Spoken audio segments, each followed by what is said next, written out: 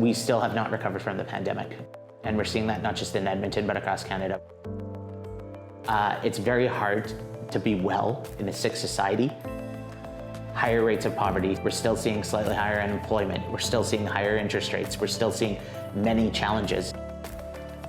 We're about 1,500 unhoused people in Edmonton. Now there's over 4,000. So we're seeing a lot more poverty visibly on our streets. Some people are doing incredibly well. They've never done better. Their stock dividends are to the moon. But there's many of us who are struggling, and it's a slow recovery. What Edmonton's trying to do and what we're trying to do is to allow for more houses in more places. We know that where people live and where people have access to homes is an incredibly important part, not just of our affordability crisis, but our housing crisis and our climate crisis. If we can provide more housing choices in more places close to transit that are walkable, that are bikeable, that are accessible, it makes life more affordable, it makes life more enjoyable. It's also better for the vibrancy of your community. You get to know your neighbors, you develop relationships, you feel good about where you live.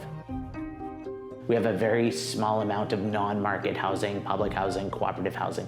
We need a lot more of it. It's an important check and balance. It helps to keep rents low. It helps to keep housing more affordable. It helps to offer more choices. Here in Edmonton, we have HomeEd, which is a corporation solely owned by the City of Edmonton to operate as a public housing company that offers below market rents. We have a problem where if you have a mobility challenge and you can't drive, you're stranded. We shouldn't be building cities where if you can't drive, you can't participate. And cars are not freedom. Cars are dependent on your socioeconomic status. Cars are dependent on your vision. Cars are dependent on your ability to pay insurance, on gas prices. But with infill and with the zoning bylaw, we're allowing more housing choices close to where people already are, where there's already pools, libraries, rec centers, playgrounds, all of this. And it's not just a more fiscally prudent way to build your city, it's better for the planet and it's better for quality of life.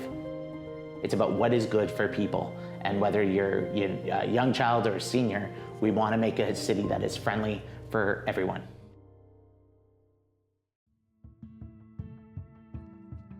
Urban wellness is a very complicated topic, but we know that those who experience the biggest harms in urban wellness are often in Edmonton, Indigenous folks, our Indigenous neighbors, racialized folks, newcomers who have come here. They're the ones who face the barriers the most. There's a public animosity towards the unhoused and towards homeless folks.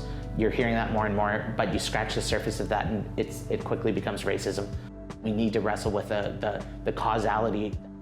What we're dealing with here is a massive structural challenge that cities are left often holding the bag. It doesn't make sense that all of us are paying a higher price at the pumps while the oil company CEOs are rolling in it. It doesn't make sense that we're facing austerity on our transit system when the same people who are polluting our air and our water are getting away with it. The banks, the grocery stores, the oil companies, they're seeing record profits, enormous profits, and many of those were paid for during the pandemic with cheap loans or bailouts, etc. And I would be focusing on fair taxation so that we can redistribute some of that, some of those gains to the people who need it the most. There's no one magic hammer that's going to solve all of it. We need a lot of different approaches. And I think that's something that we all have to collectively address. Housing should not be treated as an investment commodity just like everything else in capitalism. It should be treated as a basic human right.